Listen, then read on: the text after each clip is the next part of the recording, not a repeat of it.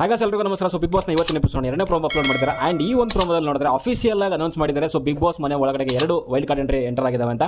So Sudeep ಸರ್ನೇ stage ಮೇಲೆ ಕರೆದು ಅವರನ್ನು ಮಾತಾಡಿಸಿ ಒಳಗಡೆಗೆ ಬಿಟ್ಟಿದ್ದಾರೆ. ಸುಮ್ಮನೆ ಒಳಗಡೆ ಬಿಟ್ಟಿಲ್ಲ, ಕೆಲವೊಂದು ಪ್ರಶ್ನೆಗಳನ್ನು ಕೇಳಿ ಅವರಿಂದ ಉತ್ತರಗಳನ್ನು ತಗೊಂಡು ಸೊ ಒಳಗಡೆ ಕಳಿಸಿದ್ದಾರೆ. ಅಲ್ಲಿ ಬಂದಂಥ 2 ಸ್ಪರ್ಧಿಗಳು ಕೂಡ ಒಂದು ರೀತಿಯಲ್ಲಿ ತಯಾರಾಗಿ ಚೆನ್ನಾಗೇ ಬಂದಿದ್ದಾರೆ. ಅದರಲ್ಲೂ ಮುಖ್ಯವಾಗಿ ಶೋಭಾ ಶೆಟ್ಟಿ, ನಿಮಗೆ ನಾನು ಬೆಳಗ್ಗೆ ಹೇಳ್ದಂಗೆ ಅವರು ತೆಲುಗು ಶೋನಲ್ಲೂ ಕೂಡ ಬಿಗ್ ಬಾಸ್ ಲಾಸ್ಟ್ ಸೀಸನ್ ಅಂತ ಅನಿಸುತ್ತೆ. ಸೊ ಅಲ್ಲಿ ಅವರು ಪಾರ್ಟಿಸಿಪೇಟ್ ಮಾಡಿದರು ಆ್ಯಂಡ್ ತುಂಬ ಹೆಸರು ಕೂಡ ಮಾಡಿದರು, ತುಂಬ ಅವ್ರಿಗೆ ಸೌಂಡ್ ಕೂಡ ಮಾಡಿದರು. ಬಟ್ ಇದೇ ಶೋಭಾ ಶೆಟ್ಟಿ ಅವರು ಇದಕ್ಕಿಂತ ಮುಂಚೆ ಕನ್ನಡದ ಬಿಗ್ ಬಾಸಲ್ಲೇ ಒಂದು ಸೀಸನಲ್ಲಿ ಬಂದಿದ್ದರು. ಬಟ್ ಅಷ್ಟೊಂದೇನು ಸೌಂಡ್ ಮಾಡಿರಲಿಲ್ಲ, ಕೆಲವು ವಾರಗಳಿದ್ದು ಒಂದು 2-3 ವೀಕ್ ಅಂತ ಅನಿಸುತ್ತೆ. ಸೊ ಅಲ್ಲಿ ಅಷ್ಟು ಇದ್ಬಿಟ್ಟು ಎಕ್ಸಿಟ್ ಆಗಿದ್ರು. ಸೊ ಅಂತ ಒಂದು ಏನು ಸೌಂಡ್ ಮಾಡಿರಲಿಲ್ಲ, ಸೌಂಡ್ ಪಾರ್ಟಿ ಆಗಿರಲಿಲ್ಲ. ಬಟ್ ತೆಲುಗು ಬಿಗ್ ಬಾಸಲ್ಲಿ ತುಂಬ ಒಂದು ದೊಡ್ಡ ಮಟ್ಟದಲ್ಲೇ ಸೌಂಡ್ ಮಾಡಿದಂಥವ್ರು. ಅದಾದಮೇಲೆ ನಮ್ಮ ಇವರು ಕನ್ನಡದವರೇ, ಕನ್ನಡ ಸೀರಿಯಲಲ್ಲಿ ಮತ್ತು ಕೆಲವು ಸಿನಿಮಾಗಳಲ್ಲಿ ಕೂಡ ಮಾಡಿದ್ದಾರೆ. ಒಂದು ನಾನು ರೀಸೆಂಟಾಗಿ ನೋಡಿದ್ದು ಅಂತಂದರೆ ಅಂಜನಿ ಪುತ್ರ ಅನ್ನೋ ಒಂದು ಪುನೀತ್ ಸರ್ ಅವ್ರ ಸಿನಿಮಾದಲ್ಲಿ ತಂಗಿ ಕ್ಯಾರೆಕ್ಟರ್ ಮಾಡಿದರು. ಸೊ ಆ ಒಂದು ಸಿನಿಮಾ ನೆನಪಿದೆ. ಬಿಟ್ಟರೆ ಸೀರಿಯಲಲ್ಲಿ ಅಲ್ಲಿ ಒಂದು ಆ್ಯಕ್ಟ್ ಮಾಡಿದ್ರು. ಬಿಟ್ಟರೆ ಅದು ಬಿಟ್ಟರೆ ಮೇ ಬಿ ತೆಲುಗು ಮೂವ್ ಆಗಿದ್ರು. ಸೊ ನಮ್ಮ ಕನ್ನಡದವರು ಸುಮಾರು ಇವಾಗ ತೆಲುಗು ಬಿಗ್ ಬಾಸ್ ಈ ಸೀಸನಲ್ಲೂ ಕೂಡ ಸುಮಾರು ಜನ ಇದ್ದಾರೆ.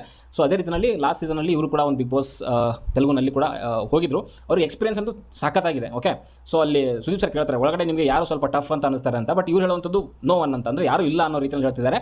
ಇದೇ ಬಿಗ್ ಬಾಸ್ ಸೀಸನಲ್ಲಿ ಇದ್ದಂಥವರು. ಸೊ ಇವಾಗ ಸ್ವಲ್ಪ ಎಲ್ಲೋ ಪಳಗೆ ಬಂದಿದ್ದಾರೆ ಬೇರೆ ಬೇರೆ ಕಡೆಗೆ.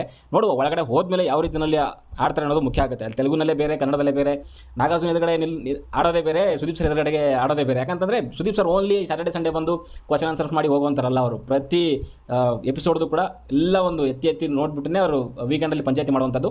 ಸುದೀಪ್ ಸರ್ ಎದುರುಗಡೆಗೆ ಅಥವಾ ನಮ್ಮ ಕನ್ನಡದ ಒಂದು ಯಾರು ಸ್ಪರ್ಧಿಗಳಿದ್ದಾರೆ, ಸೊ ಅವ್ರ ಎದುರುಗಡೆಗೆ ಯಾವ ರೀತಿ ಪರ್ಫಾರ್ಮ್ ಮಾಡ್ತಾರೆ ಅಂತ ನೋಡಬೇಕು. ಆ್ಯಂಡ್ ಇನ್ನೊಬ್ಬರ ಬಗ್ಗೆ ಮಾತಾಡೋದಾದರೆ ಅವರು ರಜತ್ ಅಂತ. ಸೊ ಅವರು ಕನ್ನಡದ ಸೀರಿಯಲ್ ಆ್ಯಕ್ಟರನ್ನೇ. ಅವರು ರೀಸೆಂಟಾಗಿ ಸೊ ಲಾಸ್ಟ್ ಸೀಸನ್ ಅಂತ ಅನಿಸುತ್ತೆ, ಲಾಸ್ಟ್ ರಾಜಾರಾಣಿ 2 ಅಲ್ಲಿ ಅವರು ಕೂಡ ಪಾರ್ಟಿಸಿಪೇಟ್ ಮಾಡಿದರು.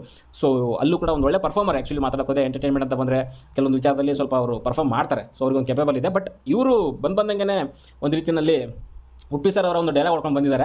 ಸೊ ಪಕ್ಕ ಇಬ್ಬರು ಕೂಡ ಒಂದು ಪ್ಲಾನ್ ಮಾಡ್ಕೊಂಡೇ ಬಂದಿದ್ದಾರೆ, ಅದರಲ್ಲಿ ಎರಡನೇ ಮಾತೇ ಇಲ್ಲ.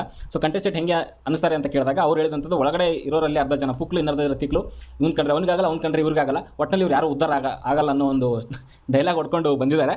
ಸೊ ಈ ಥರದ್ದು ಓಕೆ ನೋಡಿದ್ದೀವಿ ನಾವು ಲಾಸ್ಟ್ ಸೀಸನಲ್ಲೂ ಕೂಡ. ಮಾವುತ ಆನೆನ ಪಳಗಿಸ್ತೀನಿ, ಹಂಗೆ ಮಾಡ್ತೀನಿ, ಹಿಂಗೆ ಮಾಡ್ತೀನಿ ಅಂತ ಬಂದರು.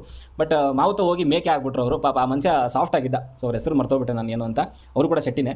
ಸೊ ಸ್ಟಾರ್ಟಿಂಗಲ್ಲಿ ಬಂದಾಗ ಮಾವುತ ಆಗ್ತೀನಿ, ಆನೆನ ಪಳಗಿಸ್ತೀನಿ, ಹಂಗೆ ಹಿಂಗೆ ಅಂತ ಬಂದವರು ವಿನಯ್ ಎದುರುಗಡೆ ಹೋಗ್ಬಿಟ್ಟು ಅಲ್ಲಿ ತಿರ್ಗಿ ಮೇಕೆ ಥರ ಆಗ್ಬಿಟ್ರು. ಸೊ ಇವ್ರಿಗೆ ಆ ಕೆಪಾಸಿಟಿ ಇದೆ. ಸೊ ಕಂಟೆಸ್ಟೆಂಟ್ ಏನು ಇದ್ದಾರೆ ಇವಾಗ ಮನೆ ಒಳಗಡೆ, ಅವ್ರಿಗೆ ಒಳ್ಳೆ ಒಂದು ಕಾಂಪೀಟ್ ಕೊಡುವಂಥ ಒಂದು ಕೆಪಾಸಿಟಿ ರಜತ್ಗಿದೆ. ಆ್ಯಂಡ್ ಶೋಭಾ ಶೆಟ್ಟಿ ಇವಾಗ ಬೇರೆ ಬೇರೆ ಕಡೆ ಎಲ್ಲ ಹೋಗಿ ಮಾಡ್ಕೊಂಡು ಬಂದಿರೋದ್ರಿಂದ ಅವ್ರಿಗೊಂದು ಎಕ್ಸ್ಪೀರಿಯನ್ಸ್ ಇದೆ. 2 ಸಾರಿ Kannada big boss, Telugu big boss 2 ಸಾರಿ ಹೋಗಿ ಬಂದಿದ್ದಾರೆ. ಸೊ ಅವ್ರು ಬಿಗ್ ಬಾಸ್ ಮನೆ ಒಳಗಡೆಗೆ ಹೆಂಗಿರಬೇಕು, ಹೆಂಗೆ ಸರ್ವೈವ್ ಆಗಬೇಕು ಅಂತ ಏನು ಮಾಡಬೇಕು, ಜನಗಳಿಗೆ ಹೆಂಗೆ ಹತ್ರ ಆಗ್ಬೋದು, ಈ ಒಂದು ತಲೆ ಇದೆ ಅವ್ರಿಗೆ. ಅದನ್ನ ಅವ್ರು ಮಾಡ್ತಾರೆ. ಜೊತೆಗೆ ರಜತ್ ಕೂಡ ಅಷ್ಟೇ, ಅವನಿಗೆ ಎಂಟರ್ಟೈನ್ಮೆಂಟ್ ಕೂಡ ಇದೆ. ಆಮೇಲೆ ಫಸ್ಟಿಗೆ ಒಂದು ರೀತಿಯಲ್ಲಿ ಮಾಸಾಗಿ ಹೋಗ್ತಿದ್ದಾನೆ. ಅದರಲ್ಲೂ ಅವ್ರ ದರ್ಶನ್ ಅಭಿಮಾನಿ ಅನ್ನೋದು ಕೂಡ ನಾನು ಕೇಳ್ಪಟ್ಟೆ. ಜೊತೆಗೆ ಯಾಕಂದರೆ ಅವರಿಗೆ ಕೆಲವು ವಿಚಾರದಲ್ಲಿ ಸಪೋರ್ಟ್ ಮಾಡಿದ್ದಾರೆ. ಸೊ ಅದು ಕೂಡ ಒಂದು ಮುಖ್ಯ. ಆ್ಯಂಡ್ ಇವಾಗ ಉಪ್ಪಿ ಸರ್ದು ಬೇರೆ ಒಂದು ಡೈಲಾಗ್ ಹೊಡ್ಕೊಂಡು ಹೋಗ್ತಿದ್ದಾರೆ. ಒಂದು ರೀತಿಯಲ್ಲಿ ಜನಗಳಿಗೆ ಇಷ್ಟ ಆಗ್ಬೋದು. ಒಂದು ವೇನಲ್ಲಿ ಹೋದರೆ, ಸ್ಟಾರ್ಟಿಂಗಲ್ಲಿ ನಾನು ನುಗ್ತೀನಿ, ಹೊಡಿತೀನಿ ಅಂತ ಹೋದರೆ ದಬಾಕೊಂತಾರೆ, 100% ದಬಾಕೊಂತಾರೆ. ಬಟ್ ಇಲ್ಲಿ ಏನೇನು ಇವರೆಲ್ಲ ಮಾತಾಡಿದ್ದಾರೆ ಅಲ್ಲಿ ಒಳಗಡೆ ಆಲ್ರೆಡಿ ಅವ್ರು ಕೇಳಿಸ್ಕೊತಿದ್ದಾರೆ. ಅವರಂತೂ ಪಕ್ಕ ಟಾರ್ಗೆಟ್ ಮಾಡ್ತಾರೆ. ನೋಡಬೇಕು ಯಾವ ರೀತಿಯಲ್ಲಿ ಅವರು ರಿಯಾಕ್ಟ್ ಮಾಡ್ತಾರೆ ಇವ್ರನ್ನ ಅಂತ. ಸ್ಟಾರ್ಟಿಂಗ್ ಹೋದಾಗಲೇ ಒಂದು ರೀತಿಯಲ್ಲಿ ಅವರಂತೂ ಕಾಯ್ಕೊಂಡು ಕೂತಿರ್ತಾರೆ. ಇವರಿಬ್ಬರನ್ನ ಒಂದು ರೀತಿಯ ಸೈಡ್ ಕಾರ್ನರ್ ಮಾಡ್ಲಿಕ್ಕಂತಲೇ ಕಾಯ್ಕೊಂಡು ಕೂತಿರ್ತಾರೆ. ಬಟ್ ಇವ್ರು ಸ್ಟಾರ್ಟಿಂಗಿಂದ ನಾನು ಅಗ್ರೆಸಿವ್ ಹೋಗ್ತೀನಿ ಅಂದರೆ ಖಂಡಿತವಾಗ್ಲೂ ತಪ್ಪಾಗುತ್ತೆ, ಇವರಿಗೆ ಬ್ಯಾಕ್ ಫೈರ್ ಆಗುತ್ತೆ.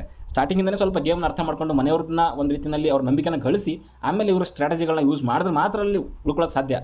ಇಲ್ಲ ನಾನು ಸ್ಟಾರ್ಟಿಂಗಿಂದಲೇ ಒಂದು ರೀತಿಯಲ್ಲಿ ರೆಬಲ್ ಆಗಿ ಹೋಗ್ತೀನಿ ಅಂತಂದರೆ ಅವರು ಮಗ್ಚಾಕ್ಬಿಡ್ತಾರೆ. ಓಕೆ, ಒಳಗಡೆ ಇರೋವಂಥವ್ರು ಸಾಮಾನ್ಯದವರಲ್ಲ, ಅವರು ಎಲ್ಲ ಆಡ್ಲಿಕ್ಕೆ ಬಂದಂಥವ್ರೆ. ಬಟ್ ಕೆಲವರಿಗೆ ಒಳಗಡೆ ಹೋದಾಗ ಅಲ್ಲಿರೋವಂಥವ್ರಿಗೆ ಒಂದು ರೀತಿಯಲ್ಲಿ ಒಂದು ಸ್ವಲ್ಪ ಏನೋ ಚೂಡ್ದಂಗೆ ಆಗುತ್ತೆ, ಅವರು ಎದ್ದೇಳ್ತಾರೆ. ಓಕೆ, ಎದ್ದೇಳಲೇಬೇಕು, ಇಲ್ಲ ಅಂತಂದರೆ ಇನ್ನು ಕಾಲ ಇಲ್ಲ ಅವ್ರಿಗೆ.